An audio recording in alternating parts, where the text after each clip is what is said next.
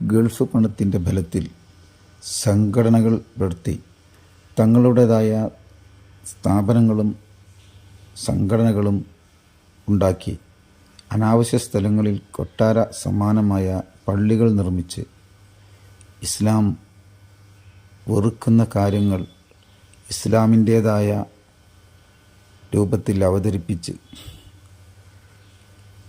നിരവധി കാട്ടിക്കൂട്ടലുകൾക്ക് നേതൃത്വം നൽകിയ നേതാക്കന്മാർക്കുള്ള ശിക്ഷ ഒരുപക്ഷെ ഈ ഗൾഫ് പ്രതിസന്ധിയിലൂടെ അള്ളാഹു നൽകുമെന്ന് നമുക്ക് അനുമാനിക്കാം. ഗൾഫിൻ്റെ ബലം നഷ്ടപ്പെടുമ്പോൾ ഒരുപക്ഷെ ഇങ്ങനെ മസ്ജിദ് ദിറാർ മോഡൽ സ്ഥാപനങ്ങളും പള്ളികളും നിർമ്മിച്ച ആളുകൾ അവ പരിപാലിക്കാനാകാതെ കഷ്ടപ്പെടുന്ന ഒരവസ്ഥയിലേക്ക് നീങ്ങിയേക്കാം.